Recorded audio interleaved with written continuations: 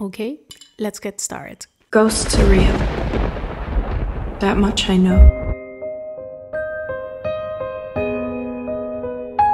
Hey horror freaks, welcome back to my channel. My name is Amanda. If this is the first time here, don't forget to subscribe and hit the bell icon so you can get notification every single time that I post a video, and I post every single week. As you guys see from the title, in today's video I'm going to be giving you my full review with spoilers of the 90s slasher film I Know What You Did Last Summer. As always, all my reviews are with spoilers. I do not do spoiler-free reviews for films that are already out, so I apologize in advance.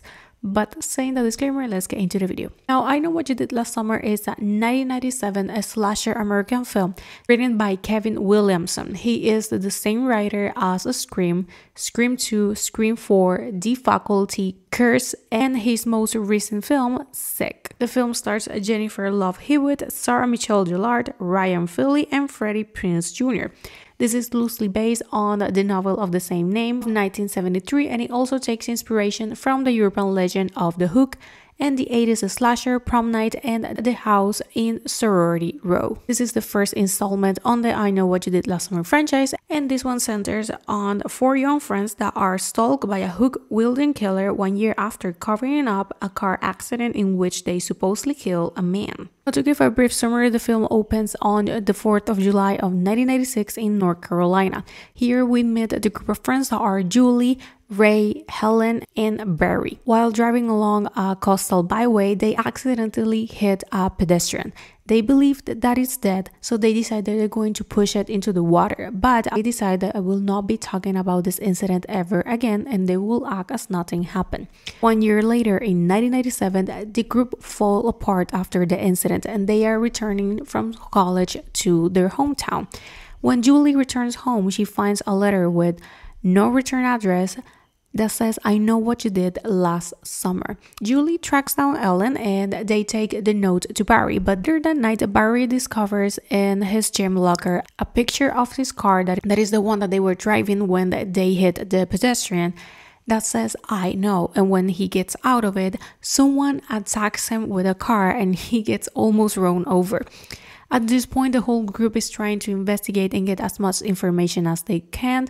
Helen and Julie, they found some newspaper articles, and with that they are able to track someone that could be the family of the person that they kill. But during that night, the killer sneaks into Helen's room and cuts her hair and writes into her mirror "soon" with lipstick. The following morning is the 4th of July. Helen and Barry, they decide to participate on the parade of the town while Julie keeps investigating. During the whole celebration, Helen sees how Barry is attacked on a balcony of a theater, but when they run to it, he's nowhere to be found. Then the same police officer is going to escort Helen home, and while he is doing it, the killer attacks them. This is probably the best scene of the whole film. We have a chasing scene with Ellen and the killer.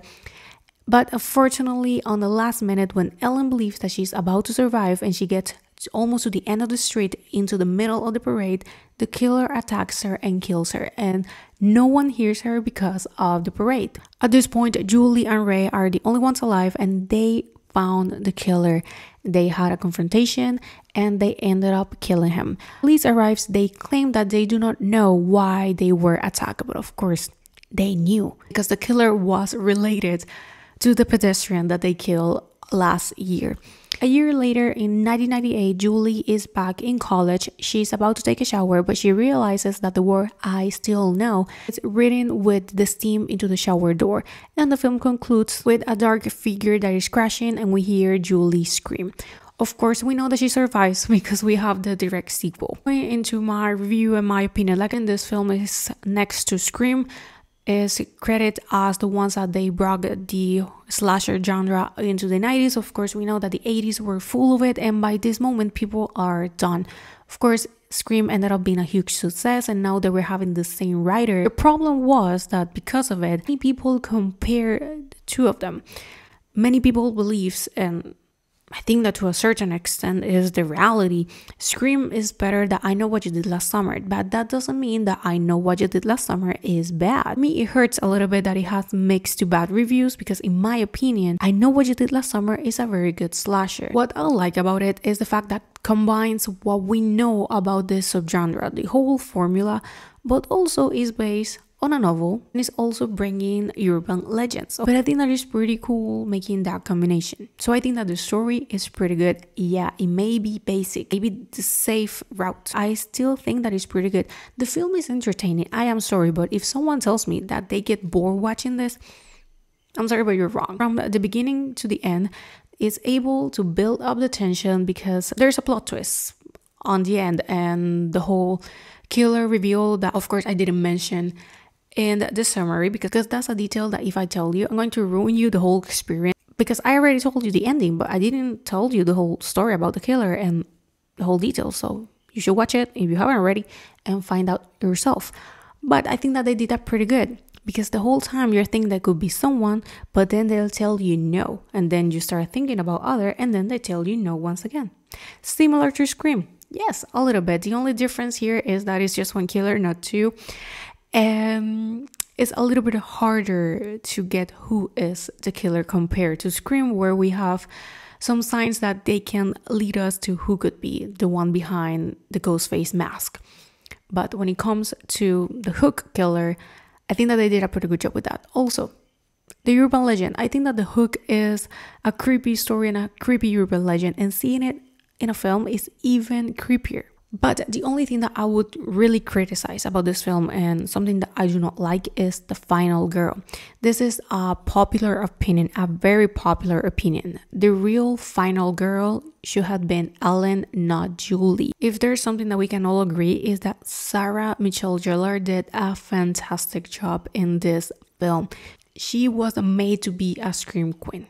Her chasing scene, like I said, is the best one of the whole film. It's very good. She gave it all. You guys have no idea how I felt the first time that I saw that she was killed and that Julie is the one that survives. Nothing against the character, but I do believe that they chose wrong who was going to be the final girl. In a general aspect, will be the only critic that I have about this film. The slashers are my favorite. I may be a little bit biased here, but I can do admit the film can be generic. It's the same thing over again, but at the same time, I think that brings something original to the table, has a pretty good, almost final girl, and is entertaining.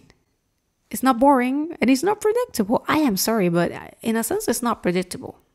Because the whole story of the Hook killer and who is the one behind and why he was there on the road, it's a whole plot twist that you don't see coming. But unfortunately, the critics didn't like it. Many people didn't like it. But of course, we exist, a group of people that we actually appreciate this one. Now, the sequel and the third one, I don't like them as much.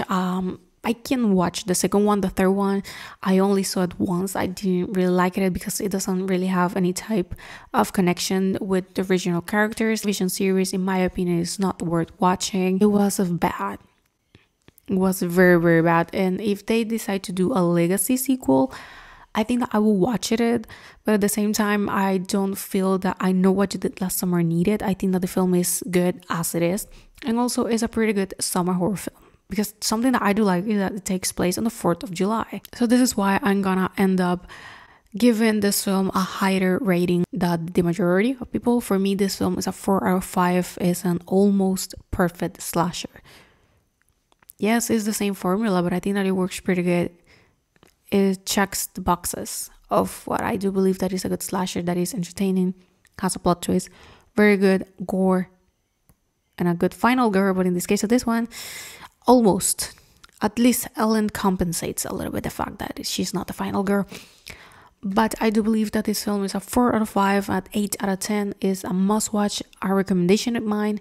If you are a fan of slasher or if you're getting yourself into the slasher subgenre, this one is a must-watch. Thank you so much for watching. Let me know down below what do you thought about this film the first time that you saw it. Thank you so much for watching, and I'm going to see you guys on my next video. Bye. Close to real. That much I know.